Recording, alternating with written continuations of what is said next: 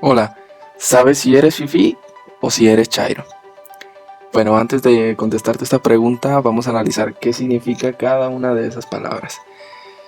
Hay un punto muy importante que recalcar. En cada país se utiliza este término, sin embargo, no de la misma manera. Lo explico. Nosotros podemos decir que alguien es fifí o que alguien es chairo en otro país, en otro idioma, como sea. Sin embargo, significa lo mismo. ¿Qué son en realidad? Bueno, fifí sabemos que es una palabra que se le acuña a las personas con cierto poder económico, con algún tipo de estudios, como le decimos vagamente de la alta sociedad. Entonces, ese tipo de personas se les puede conocer como fifís. Ahorita vamos a analizar un poquito más a fondo qué es en realidad, de dónde viene, por qué se les dice así. Ahora, la gente que se conoce como chairos son personas, o se le atribuye a personas que son ignorantes, que son de clase baja económicamente hablando, que son personas sin estudios, que no saben mucho, etcétera, etcétera. Igual vamos a analizarlo un poquito más. Pero básicamente esas son las dos palabras. Ahora, ¿tú en verdad sabes qué eres? ¿Sabes si eres un fifí o sabes si eres un chairo? Te invito a que veas el video, lo escuches y tú tomes un propio análisis para que decidas si eres uno, si eres el otro o si tienes ambos de los dos, porque eso es bien importante. A veces pensamos que somos uno, que somos el otro, o a veces decimos, no, pues yo no soy ninguno de los dos, yo no opino, yo me mantengo neutro. Ese es un error que a veces cometemos. La neutralidad a veces no aporta. Entonces vamos a analizarlo con los siguientes puntos. Bueno, la palabra fifí viene desde aquellos tiempos del porfiriato, en donde las esposas de los comandantes, de los jefes en ese tiempo, pues no tenían mucho que hacer, se dedicaban a tener una vida pues bastante holgada, comprar cosas, comprar ropa, comprar todo lo que se pudiera, mientras la mayoría de la sociedad vivía en una situación muy precaria económicamente, porque recordemos que Porfirio Díaz sí trajo muchas cosas al país. Sin embargo, pues se quedó el beneficio entre sus allegados, que eran los esposos de estas mujeres. Por lo tanto, la gente les empezó a llamar fifís a las señoras inicialmente. Entonces, según el diccionario de la Real Academia Española, esta palabra significa persona presumida o que se ocupa de seguir las modas, y el origen europeo significa persona que tiene modales o actitudes delicadas o exageradas. Entonces, lo que Andrés Manuel dice no es nuevo. No crean que él lo inventó, no crean que a él se le ocurrió, esto ya venía desde hace mucho. Incluso creo que en Sudamérica, en Colombia, en Honduras, en todas esas regiones, sí se utiliza esa palabra un poquito más frecuente. Aquí la dejamos de usar, pero se retomó con este nuevo mandato. Ahora, la palabra chairo, bueno, más que nada se le atribuye a una persona, como ya lo hemos dicho, que suele defender alguna situación que vaya en contra directamente de los ideales de la derecha. Entonces, a veces lo hacen sin conocer, sin tener una idea clara y sin saber lo que están defendiendo. Y muchas veces se cae en defender algo o decir algo, pero no actuar acorde a lo que se está defendiendo, no aplicarlo, vaya. Entonces, eso se convierte pues en una redundancia o en la doble moral. Por eso muchos atacan a este tipo de personas. Sin embargo, tanto fifís como chairos están muy polarizados. Si eres fifí, eres una persona súper de derecha, súper conservadora, y si eres chairo, eres una persona súper inculta y súper tonta y que no tiene estudios o que tiene un nivel económico muy bajo. Entonces no hay como un término medio. Eso es lo que está pasando actualmente. Todo, absolutamente todo, se está polarizando gracias a estos dos conceptos. Hay que entenderlo muy bien, porque gracias a esto el país se está dividiendo, y de por sí ya estamos divididos con otro tipo de temas, con temas de feminismo, con temas de los derechos homosexuales, con temas de los veganos, con temas del aborto. Entonces a eso súmenle este nuevo tema, es decir, cada vez nos estamos dividiendo mucho más. Por lo tanto, creo que las dos palabras son de connotación muy negativa. A propósito del tema de la doble moral, que a mí en lo personal pues me gusta bastante tocar, Cuando nosotros pedimos algo, cuando nosotros exigimos algo, por lo general nos gusta decirlo, por lo general nos gusta ser bien directos y decir, ok, necesito que tu gobierno hagas esto, pero yo no estoy haciendo nada. Les voy a poner algunos ejemplos. Yo radico en la ciudad de Guadalajara y aquí pues ya se está pareciendo mucho al Distrito Federal en cuanto a todo, en cuanto al tráfico, la gente, las manifestaciones, y precisamente las manifestaciones están significando un problema muy grande, porque antes era muy raro que hubiera una manifestación aquí, pero ahora ya hay manifestaciones de taxis, hay manifestación de Uber, hay manifestación de X y de Y, lo que provoca pues más caos vial de por sí del que ya tenemos. Entonces yo veo que mucha gente, y me ha tocado corroborarlo en Facebook, hay mucha gente que dice, no, pero es que ¿por qué los gays se manifiestan y hacen sus desfiles y hacen su escándalo y que se vayan a su casa? Bueno, o las feministas, ¿por qué se manifiestan? Y esa misma gente que se está quejando cuando llega el 12 de diciembre, que es el día de la Virgen de Guadalupe, o no sé qué fecha de octubre, no recuerdo bien, el día de la Virgen de Zapopan, ellos sí pueden cerrar todas las calles de Guadalajara porque hay una procesión, porque pasean a la Virgen. Y digo, yo en cuestión de religión no me voy a meter porque pues ese tema es de nunca acabar. Yo en otro video podré hablar de eso. Sin embargo, ahorita estamos hablando específicamente de la doble moral. Entonces, ¿por qué la gente sí exige ciertas cosas, pero cuando les conviene, ahí sí no decimos nada? Entonces, ese es un ejemplo.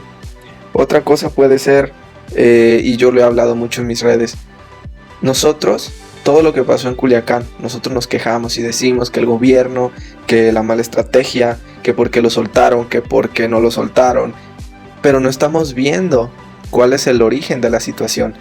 El problema no es si el gobierno está haciendo una buena estrategia o no. El problema principal del narcotráfico, y a muchas personas no les va a gustar, pero así es, el problema principal del narcotráfico es la ley de oferta y demanda. Si tú consumes un producto, va a haber una industria atrás que se va a encargar de ofrecerte ese producto. Entonces, como hay consumidores, por lo tanto hay gente que se dedica a producir la droga. ¿Por qué el negocio de la droga ha crecido tanto? Porque hay muchos consumidores, es así de sencillo. Entonces no podemos darnos golpes de pecho y decir, ay, es que el gobierno no hace nada para evitar la delincuencia. Pero ¿tú qué estás haciendo? Tú estás consumiendo la droga y continúas en eso, y tú no estás dispuesto a dejar tu vicio. ¿Por qué? Porque dices, bueno, pues no le hago daño a nadie, no le hago nada malo a nadie. Pues a lo mejor no directamente, pero indirectamente tú eres el principal factor para que todo esto continúe. Esa es una. Ahora, las narconovelas, los narcocorridos, la narcocultura. Nosotros somos bien buenos para juzgar y bien buenos para decirle al gobierno en lo que está mal, pero no nos fijamos qué es lo que estamos haciendo mal nosotros. Nosotros fomentamos ese tipo de actitudes, que el hecho de que el Señor de los Cielos, el hecho de que el Chapo Guzmán, Pablo Escobar, etcétera, etcétera, etcétera, tengan series, tengan novelas. Estamos fomentando crear figuras aspiracionales. Es decir, un niño al que tú lo educas y tú le muestras ese tipo de series, como a veces todavía no saben diferenciar entre el bien y el mal, él puede decir, ah, mira, yo quiero ser como él. ¿Por qué? Porque él es un fregón. ¿Por qué? Porque él tiene muchas mujeres, porque tiene mucho dinero. Entonces, al mundo, a la gente nos gusta el dinero fácil. Eso es, y no, yo no quiero decir que yo no, porque a todos nos gusta el dinero fácil. Sin embargo, no siempre es el correcto. Entonces, como ese tipo de personas, de niños, no saben todavía diferenciar muy bien entre lo que es bueno y lo que es malo, se les hace muy fácil y dicen, a ver, ¿cómo le hago para yo llegar a ser como esta persona? ¿Pero por qué? Porque lo estamos fomentando. Igual, los narcocorridos, de que le vuelas la cabeza, de que traigo no sé cuántas mujeres. O sea, de verdad, eso es lo que estamos consumiendo. Y luego nos espantamos de cuando pasan las balaceras. Ahí sí estamos bien escondidos en la casa, abajo de la cama. Pero es lo que estamos proyectando, es lo que estamos requiriendo como sociedad. Entonces no nos podemos quejar y no podemos ser doble moral. Repito, la doble moral.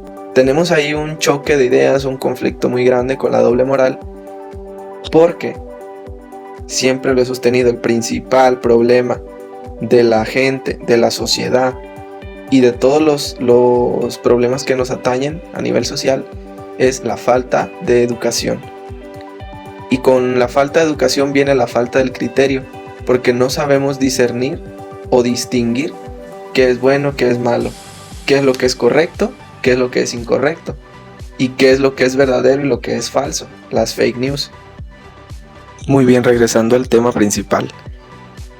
Nosotros confundimos mucho el defender una idea, izquierda o derecha, pero tenemos que saber y que entender de una buena vez que en la economía no existe la izquierda ni la derecha. En la economía existe el poder. Quien tiene más, quien tiene menos. Porque a lo largo de la historia está demostrado. Si tienes un gobierno de derecha, se va a aprovechar. Y si tienes un gobierno de izquierda, se va a aprovechar. Tenemos el capitalismo, que es la forma más perfecta de la derecha. Y tenemos el socialismo, o en este caso radicalizado, tenemos el comunismo.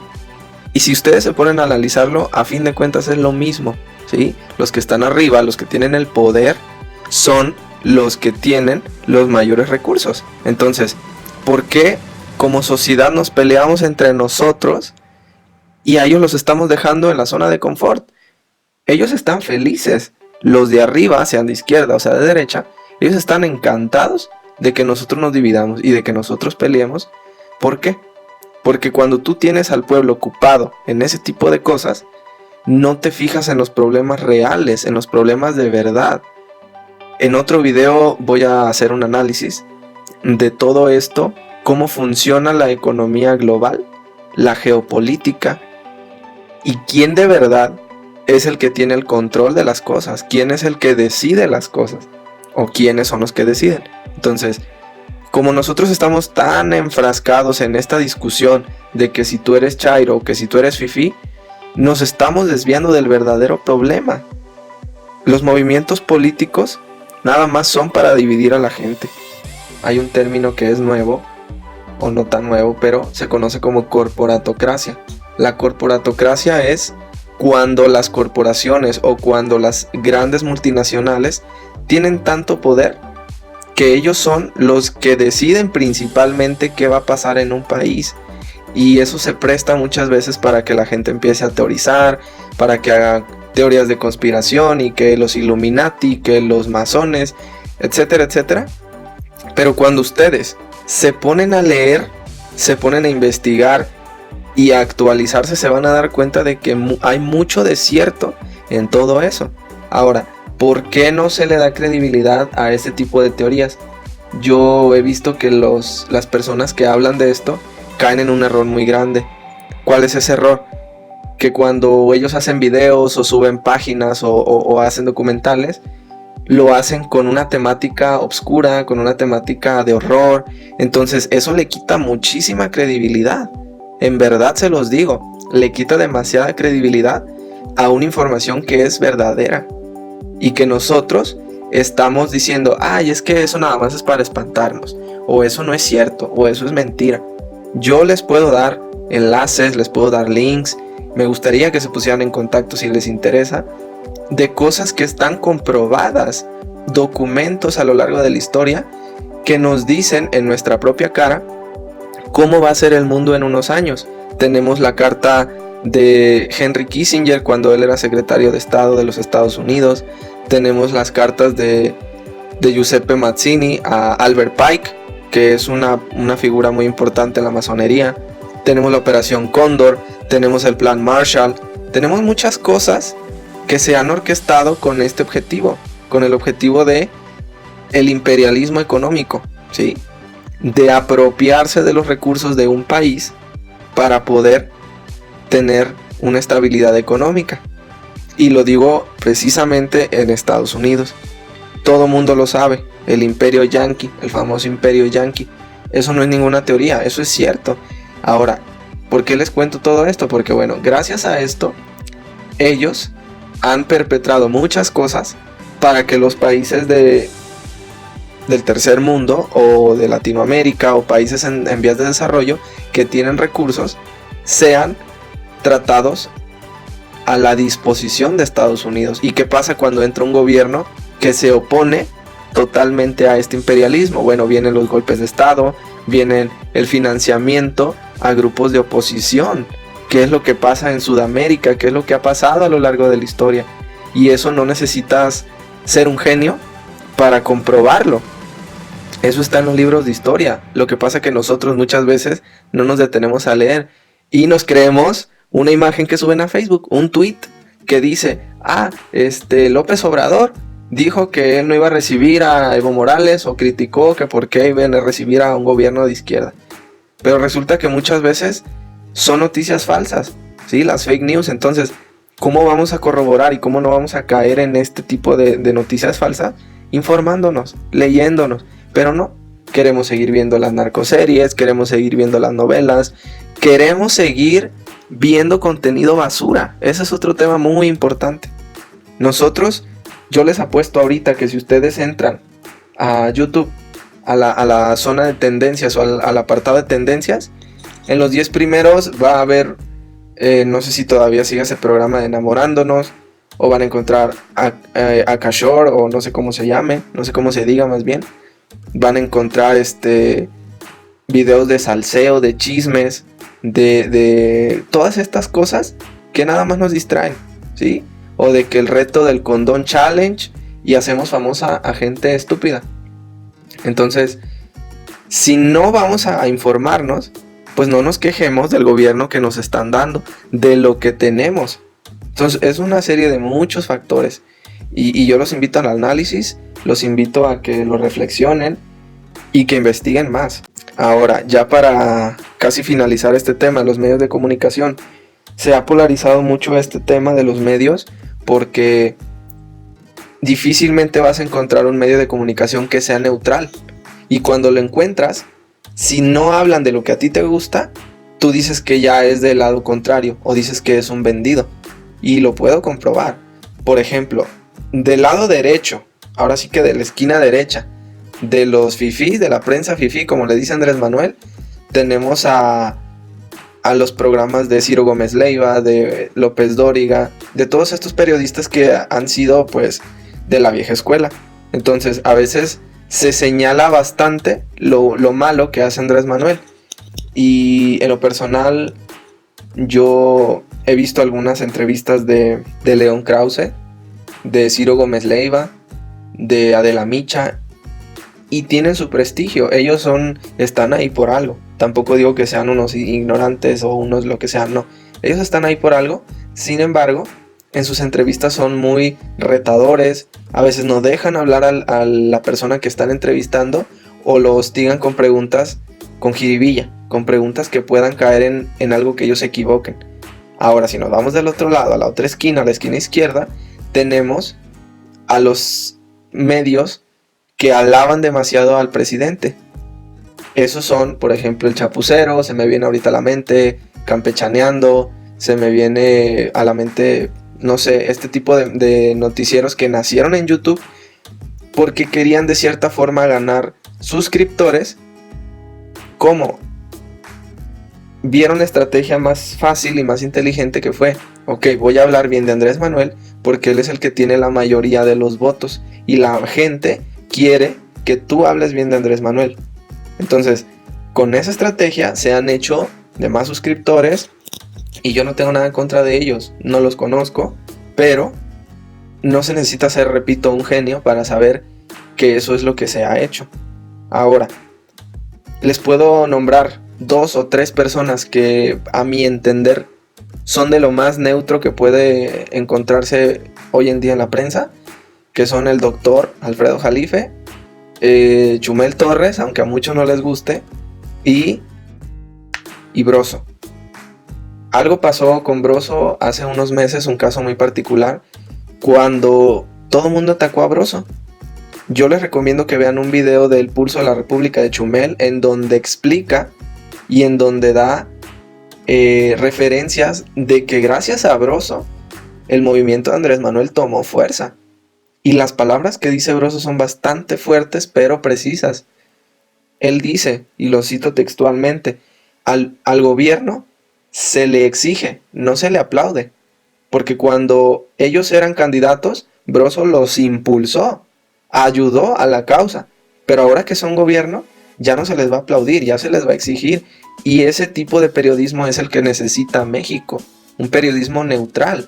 Un periodismo que no le tenga miedo a perder seguidores, a perder audiencia, porque están hablando mal del presidente. Entonces la gente se le fue encima, le dijo hasta de lo que se iba a morir, le sacó que era adoptado, no sé qué, otras cosas. O sea, a ese nivel llega la gente. ¿Por qué? Porque se están polarizando demasiado. Ahora, en el caso de Chumel Torres, hay mucha gente, y ya incluso yo a veces he dicho, pues como que sí, pero no, la verdad no creo que sea correcto burlarse tan así. Sin embargo, hay que entender que su programa es de comedia. Su programa no es un periodismo serio, y él mismo lo dice. Ese es un buen escudo. Entonces, no nos podemos quejar y no podemos decir que él es un vendido, porque él desde que empezó, yo recuerdo que él empezó en el 2012 con el gobierno de Enrique Peña Nieto, y todo el sexenio de Peña Nieto lo estuvo atacando, y le dijo peores cosas, y le dijo que era un ignorante, que era etcétera, etcétera, y ahí la gente sí lo veía. Pero cuando llega Andrés Manuel y él empieza a hablar mal de lo que hace Andrés Manuel, ahí la gente se empezó a desuscribir. Y eso ocurrió, y Chumel lo sabe. Él sabe y él sabía lo que iba a pasar. Entonces no podemos ser tan sensibles. Tenemos que tener un criterio y tenemos que tener la piel fuerte, ¿sí? Saber cuando es una broma, saber cuando estamos hablando de verdad, y también a saber aceptar los puntos de vista distintos, ¿sí? Eso, la tolerancia, bien importante. Ahora, con el doctor Jalife, creo que es una figura de mucho respeto a nivel nacional.